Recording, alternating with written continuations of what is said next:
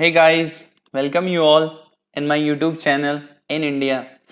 तो जैसा कि हमने एक नई सीरीज शुरू की है ज्योग्राफी की, class 6 to 12 NCERT whole coverage करेंगे, फुल डिटेल के साथ डिटेल्ड एनालिसिस करेंगे, एक एक माइन्यूट टॉपिक को अच्छे से पढ़ेंगे, फुल कॉन्सेप्ट क्लियरिटी लाएंगे। ठीक है, तो उसकी जो पहली वीडियोस थी उसमें हमने कुछ बेसिक पॉइंट्स पे डिस्कशन किया था, जैसे कि जो कुछ पॉइंट्स थे, सेलेस्टियल बॉडीज क्या होती हैं, full moon condition, new moon condition क्या होती है, पूर्णिमा का दिन कब आता है, कैसे आता है, अमावस्या क्या होती है, ठीक है ना। डिफरेंट फेजेस ऑफ मून की स्टडी की थी कि कब कैसे फेजेस होते हैं, जो 4 मेन फेजेस होते हैं उनकी स्टडी की थी हमने। मून कितना टाइम लेता है अर्थ का एक रेवोल्यूशन लगाने में, ठीक है ना, एक रोटेशन लगाने में 27 डेज, ठीक है। ये सारी चीजें हमने देखी थी। स्टार्स क्या होते हैं, ठीक है, why they appear twinkle at night, constellation क्या होते हैं, Saptarishi, Big Bear, Ursa Major, Ursa Minor, ठीक है, ये सारी चीजें देखी थी। पोल स्टार क्या होते हैं। तो ये कुछ बेसिक्स पॉइंट थे जिन पे हमने डिस्कशन किया था, एंड वेरी इंपॉर्टेंट पॉइंट, क्योंकि बेसिक्स ही हमारा जो है एक बेस मजबूत होगा तभी इमारत अच्छी खड़ी होगी। ठीक है, तो बेसिक्स हमेशा क्लियर करनी चाहिए। इस सीरीज में हम वही करेंगे, बिल्कुल बेस से उठेंगे और आगे तक जाएंगे। अब जो आगे टॉपिक आने वाले हैं वो कौन से हैं, सोलर सिस्टम। ठीक है, तो गाइस सोलर सिस्टम क्या होता है। अब जितनी भी सेलेस्टियल बॉडीज पाई जाती हैं, ठीक है, यूनिवर्स में जितनी भी सेलेस्टियल बॉडीज प्रेजेंट होती हैं, जैसे कि हम बात करें प्लैनेट्स की, मून की, ठीक है, एस्टेरॉइड्स की, कॉमेट्स की, मिटियोराइड्स की, तो ये सारे कंबाइन होकर एक सिस्टम बनाते हैं। ठीक है, और इसी सिस्टम को क्या कहते हैं, सोलर सिस्टम या फिर सौर्य मंडल। ठीक है ना, हमारा सोलर सिस्टम जो है उसके सेंटर में कौन प्रेजेंट है, सन। उसके चारों तरफ रिवॉल्व कौन कर रहा है, प्लैनेट्स। प्लैनेट्स के चारों तरफ रिवॉल्व कौन कर रहा है, सैटेलाइट। ठीक है ना, मतलब केंद्र में कौन है, सूर्य। सूर्य के चारों तरफ की परिक्रमा कौन लगा रहा है, ग्रह। ग्रहों की परिक्रमा कौन लगा रहा है, उपग्रह। ठीक है ना, और कुछ छोटे छोटे नेचुरल बॉडीज होंगी, जैसे कि एस्टेरॉइड्स हो गया, कॉमेट्स हो गया, मेटेओरॉइड्स हो गया। तो ये सारे कंबाइन करके एक सिस्टम डेवलप करते हैं। उस सिस्टम को हम लोग क्या कहते हैं, सोलर सिस्टम। ठीक है, एक एक करके चीजों की स्टडी करेंगे। सबसे पहले पढ़ेंगे सन के बारे में कि सन क्या होता है। ठीक है, तो sun is the star at the centre of the solar system. Sun, जैसा कि हमने देखा कि ये हमारा सोलर सिस्टम है, तो इसके सेंटर में कौन होगा, सन होगा। ये कौन होगा, सन होगा। सन के चारों तरफ अलग अलग ऑर्बिट में कौन रिवॉल्व करेगा, प्लेनेट करेगा। ठीक है ना, सन क्या है, it is a hot ball of gases. ये एक गैसीय गोला कह सकते हैं जो कि काफी ज्यादा क्या है, गर्म है, जिससे हमको कंटिन्यूसली क्या मिल रही है, हीट, लाइट और एनर्जी मिलती जा रही है। ठीक है, हम जानते हैं कि sun is the only source of energy, life is possible because of the sun. ठीक है ना, पृथ्वी पे जीवन संभव है सन की ऊर्जा की वजह से, क्योंकि हरे पौधे अपना भोजन तभी बनाएंगे, green plant only make their food if they receive sunlight from the sun, if they receive light from the sun, तभी वो फोटोसिंथेसिस, प्रकाश संश्लेषण की प्रक्रिया करेंगे और भोजन बनाएंगे। ठीक है, सन के अंदर एक सीक्वेंस में रिएक्शन हो रहा है जिसकी वजह से एनर्जी प्रोड्यूस हो रही है। बेसिकली न्यूक्लियर फ्यूजन का रिएक्शन हो रहा है। Hydrogen nuclei is continuously converted into helium. ठीक है ना, तो ये न्यूक्लियर फ्यूजन का रिएक्शन हो रहा है जिसकी वजह से क्या हो रहा है, एक एक्सेस अमाउंट में हीट, लाइट प्रोड्यूस हो रही है, और sun is the only source of energy. Okay, आगे चलते हैं। प्लैनेट्स क्या होते हैं, सन के बाद जो इंपॉर्टेंट थिंग है वो हमें देखना है, प्लैनेट। जैसे हमने देखा कि बिल्कुल सेंटर में कौन है, हमारे सोलर सिस्टम के सन है, उसके चारों तरफ उसका अलग अलग ऑर्बिट में रिवॉल्व कर रहे हैं, वो कौन है, प्लैनेट्स हैं।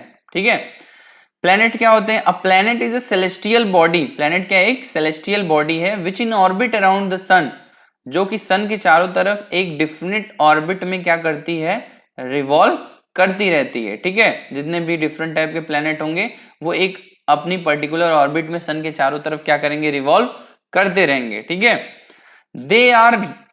They don't have their own heat and light.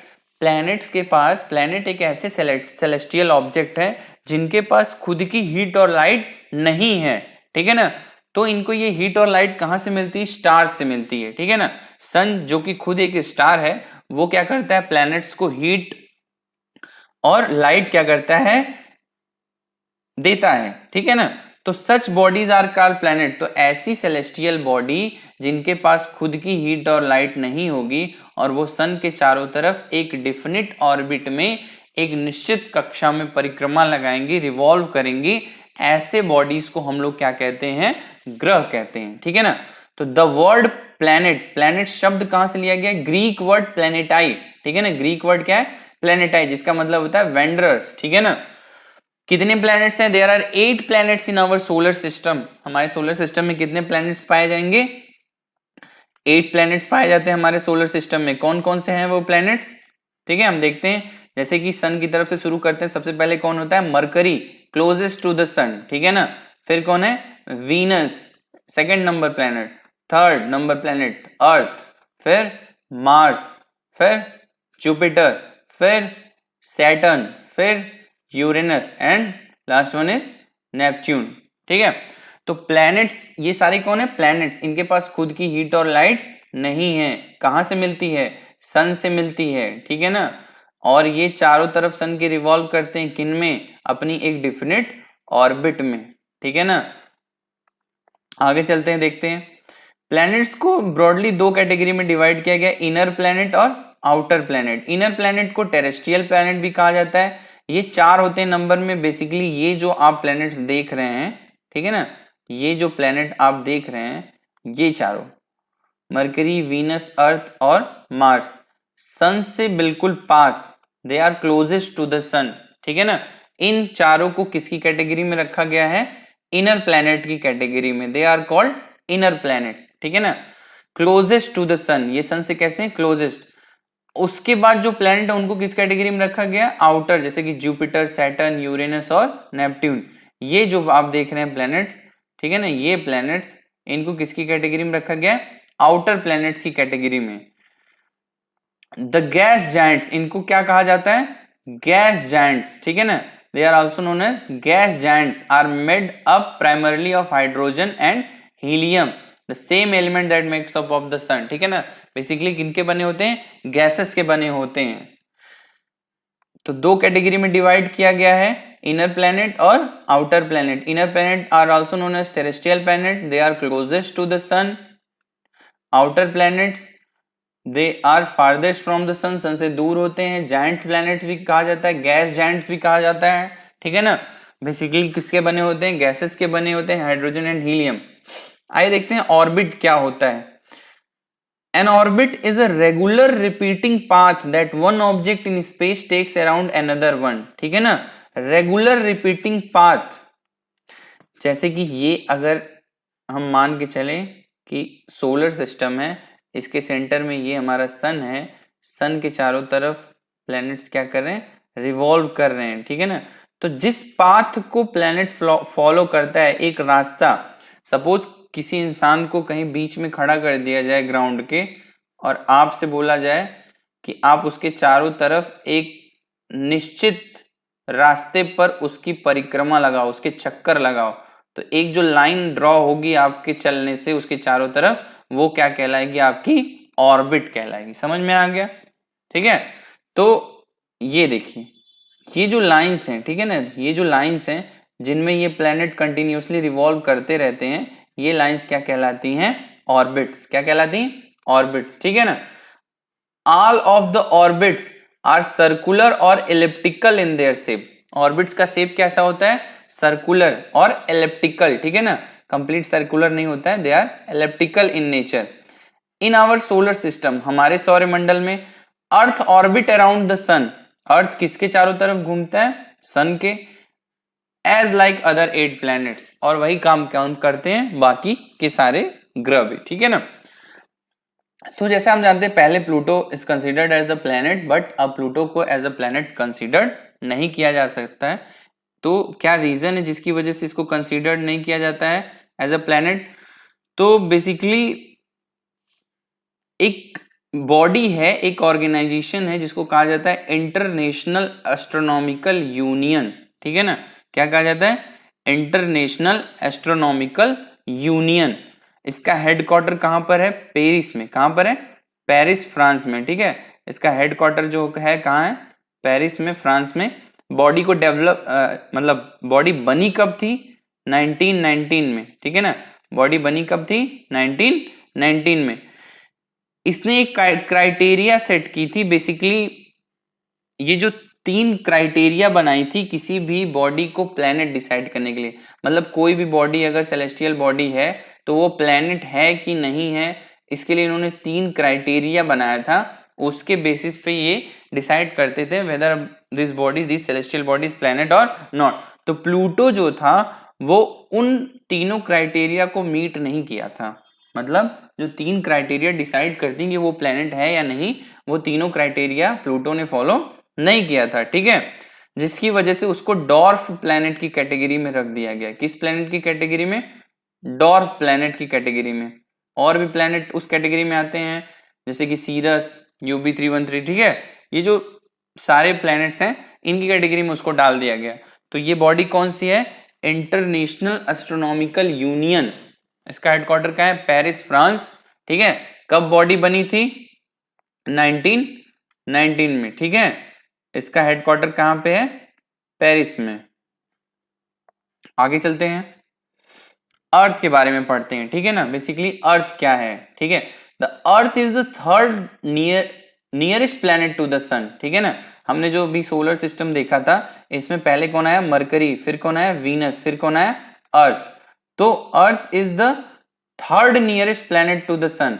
ठीक है ना, सन से कौन सा है? तीसरा प्लैनेट है। In size it is the 5th largest planet. ठीक है ना, और अगर साइज की बात कर लें, आकार की बात कर लें, ठीक है, साइज की, तो साइज के बेसिस पे ये कौन सा है? 5वां सबसे बड़ा ग्रह है। हमारा होम प्लैनेट भी है। ठीक है, क्योंकि it is the only place we know that's inhabited by living things. ठीक है, अभी तक हम जो जानते हैं यही एक ऐसा प्लेस है, स्थान है जहां पर हमारे अनुसार लिविंग थिंग्स पाई जाती हैं। ठीक है, our home planet Earth is a rocky terrestrial planet. It has a solid and active surface with mountain, valleys, canyons, plains, so much more. ठीक है ना, बेसिकली ये इसका फिजियोग्राफिक फीचर्स हो गए। ठीक है ना, टोपोग्राफिक फीचर्स हो गए जो कि हमको अर्थ पे दिखाई देते हैं। कहीं कहीं हमें वैलीज दिखाई देंगी, रिवर्स फ्लो हो रहे हैं, माउंटेन स्ट्रक्चर दिखाई देगा, कहीं के प्लेन एरिया पाया जाएगा। ठीक है, तराई के मैदान, ये सब सारी चीजें जो होती हैं, कैनन्स पाए जाएंगे, ये सारी चीजें हमको इसके स्ट्रक्चर पे दिखाई देती हैं। It is slightly flattened at the shape. ठीक है, अगर आप अर्थ के शेप को एक बारी देखें, ठीक है ना, तो आप ये चीज फील करेंगे कि ये क्या है? सेंटर से हल्का सा बाहर निकला हुआ है, बट पोल्स पे आने पर ये क्या हो गया? फ्लैटेंड हो गया। बेसिकली पोल्स क्या होते हैं? ये अर्थ की एक्सिस हो गई। ये कौन सा पोल हो गया? नॉर्थ पोल हो गया। और ये कौन सा पोल हो गया? साउथ पोल हो गया। ठीक है, तो जो ये पोल वाला पार्ट है यहां पर अर्थ थोड़ा सा क्या हो गया है? स्लाइटली फ्लैटेंड एट द पोल। ठीक है ना, कंप्लीट सर्कुलर ना होकर ये क्या हो गया? चपटा हो गया। ठीक है ना, जैसे दब गया हो यहां से। तो ये कंप्लीट, इसको सर्कुलर हम नहीं कह सकते, स्फेरिकल नहीं कह सकते। तो इसके लिए एक वर्ड दिया गया है। कौन सा वर्ड? जियोइड। ठीक है ना, तो geoid means an Earth like shape. Geoid का मतलब क्या होता है? एक अर्थ लाइक शेप होता है। It is slightly flattened at the poles. ठीक है, इसके एटमॉस्फेयर में life supporting gas like oxygen पाई जाती है। मैंने आपको बताया कि अर्थ के सरफेस के ऊपर एक गैसियस एनवलप पाया जाएगा, मतलब एक गैस की लेयर पाई जाएगी जो इसको पूरा कवर करके रखी हुई है। ठीक है ना, इस लेयर में क्या प्रेजेंट होंगी? गैसेस प्रेजेंट होंगी, और इन्हीं में पाई जाती है लाइफ सपोर्टिव गैस। उस गैस को हम लोग क्या कहते हैं? ऑक्सीजन। वो गैस क्या कहलाती है? ऑक्सीजन। ठीक है, आउटर सरफेस, मतलब अगर ये मून हो और मून से कोई अर्थ को देखे, ठीक है ना, तो उसको ये ब्लू दिखाई देता है। ठीक है ना, इट अपीयर्स ब्लू। ये कैसा दिखाई देता है? ब्लू दिखाई देता है। रीजन क्या है? क्योंकि 71% जो स्पेस है, ठीक है ना, अर्थ पे जो प्लेस है 71% उसमें किससे भरा हुआ है? वाटर से। किससे भरा हुआ है? पानी से। Is covered by water. It is therefore it is also called as blue planet, इसीलिए इसको एक और नाम से जाना जाता है, वो क्या होता है, ब्लू प्लैनेट, ठीक है ना। तो जो चीज ध्यान रखनी वो कौन सी, कि third nearest planet to the sun, ठीक है, it is the fifth largest planet, only place we know so far that inhabited by living things, एक ऐसा प्लेस जिसके बारे में हम लोग जानते हैं जहां पे लिविंग थिंग्स पाई जाती हैं। टेरेस्ट्रियल फीचर्स यहाँ पर पाए जाते हैं, mountain, valley, canyons, plains, rivers, ठीक है। सॉलिड एंड एक्टिव सरफेस होता है, जैसा कि हम जानते हैं 3 लेयर होती है, ठीक है ना। तो जो सेंटर पार्ट होता है सॉलिड होता है, क्रस्ट होता है, अपर उसके मिडिल पार्ट जो होता है मेंटल होता है, क्रस्ट होता है, ठीक है ना, क्रस्ट, मेंटल, कोर इस सीक्वेंस में पाए जाते हैं, ठीक है। Air has life supporting gases like oxygen का प्रेजेंस यहाँ पर है, जियोइड शेप होता है, ब्लू प्लैनेट भी कहा जाता है क्योंकि 71% पार्ट जो होता है वो वाटर से फिल होता है। ये बेसिक जानकारी थी जो हमको अर्थ के बारे में सीखनी थी, ठीक है। आगे चलते हैं। सैटेलाइट क्या होती है, जैसा कि हमने देखा कि सोलर सिस्टम में सन के चारों तरफ कौन रिवॉल्व कर रहा है, प्लैनेट अपनी डिफिनिट ऑर्बिट में, और प्लैनेट के चारों तरफ रिवॉल्व कौन कर रहा है, सैटेलाइट, ठीक है ना। तो सैटेलाइट होती क्या है, as like planet satellite is a celestial body that moves around the planet in the same way planet move around the sun. समझ में आया, मतलब सूर्य की परिक्रमा कौन लगा रहा है, ग्रह, और ग्रहों की परिक्रमा कौन लगा रहा है, उपग्रह, ठीक है ना। उसी को क्या कहते हैं हम, सैटेलाइट। 2 टाइप्स की होती हैं, नेचुरल और ह्यूमन मेड, ठीक है ना। नेचुरल सैटेलाइट का एग्जांपल हम ले सकते हैं जैसे मून का, पृथ्वी किसका चक्कर लगा रही है, सूर्य का, और पृथ्वी का चक्कर कौन लगा रहा है, मून लगा रहा है, ठीक है। ह्यूमन मेड सैटेलाइट का एग्जांपल ले सकते हैं। Human made satellite basically need क्या पड़ी ह्यूमन को, ठीक है ना, रिसर्च पर्पस के लिए, एजुकेशन पर्पस के लिए, कम्युनिकेशन पर्पस के लिए, डिफेंस के लिए, ठीक है ना। इन सारी चीजों के लिए ह्यूमंस ने भी आर्टिफिशियल बॉडी स्पेस में भेजी हुई है, ठीक है ना, through different types of rocket launchers और सैटेलाइट लॉन्चर की मदद से इन्होंने क्या किया हुआ है, सैटेलाइट्स को स्पेस में भेजा हुआ है ताकि वहां पे वो जाकर रिसर्च कर सकें, एजुकेशन पर्पस के लिए भेजा, कम्युनिकेशन सैटेलाइट्स भेजी हैं, डिफेंस सैटेलाइट्स भेजी हैं, ठीक है, अपनी नीड के हिसाब से।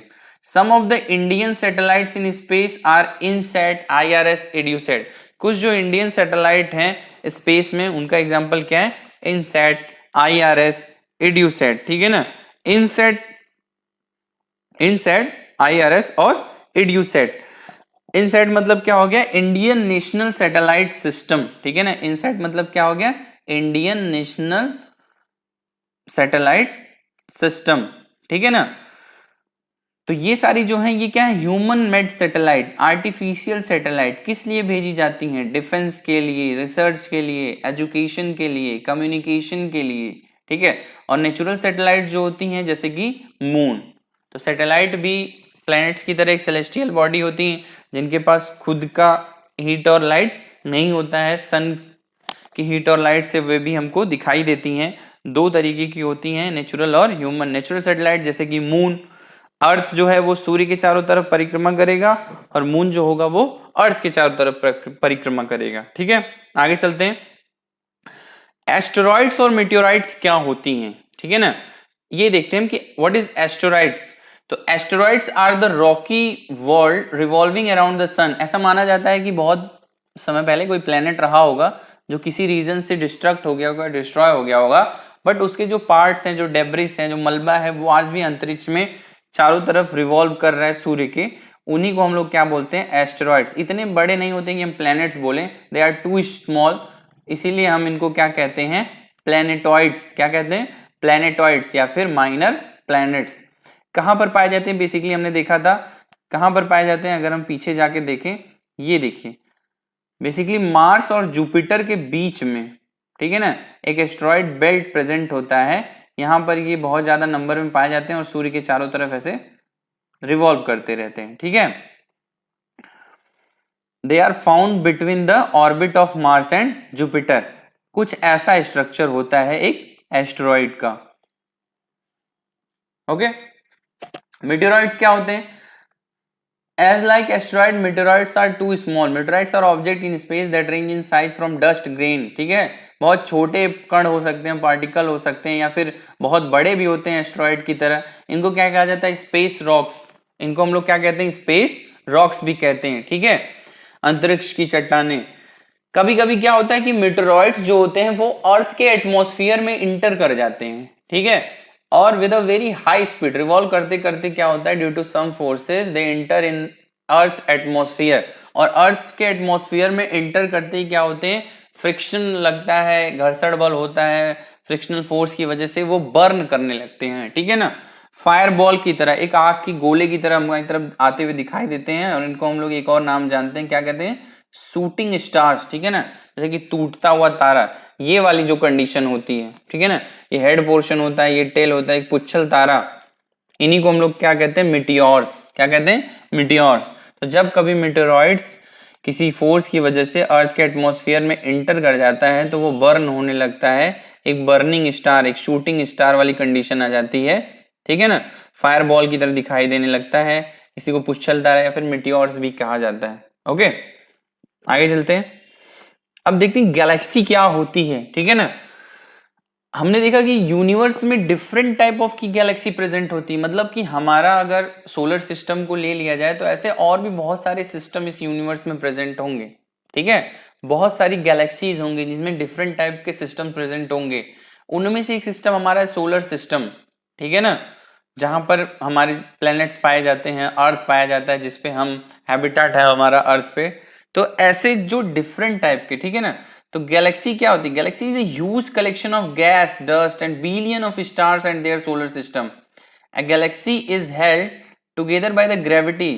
ठीक है ना, तो ब्रह्मांड में ऐसे बहुत सारी गैलेक्सीज पाई जाएंगी. ठीक है, जिनपे अलग अलग तरीके के स्टार्स, अलग अलग तरीके के सिस्टम्स देखने को मिलेंगे. उनमें से जो हमारी गैलेक्सी, उसको हम लोग क्या कहते हैं? मिल्की वे. क्या कहा जाता है? मिल्की वे. हिंदी में इसको हम लोग क्या कहते हैं? आकाश गंगा. ठीक है ना, गैलेक्सी बेसिकली एक कलेक्शन होता है गैस का, डस्ट का, असंख्य तारों का. ठीक है ना, और उनके द्वारा बनाए गए सोलर सिस्टम्स का. मतलब एक बहुत ज्यादा नंबर में solar system, gas, dust, particle present होते हैं. तो उन्हीं में से एक गैलेक्सी हमारी भी गैलेक्सी है. वो गैलेक्सी कौन सी है? मिल्की वे. ठीक है ना, हिंदी में इसको क्या कहा जाता है? आकाश गंगा. बिकॉज हमको जैसे दिखाई देगी रिवर ऑफ लाइट की तरह हमको दिखाई देती है. ठीक है ना, एक नदी बह रही है प्रकाश की. ठीक है ना, ये हमको कैसी दिखाई देती? एक नदी बहती हुई दिखाई देती प्रकाश की. इसीलिए इसको क्या नाम दिया गया? आकाश गंगा. ठीक है ना, ये कुछ हमको ऐसा नजर आता है.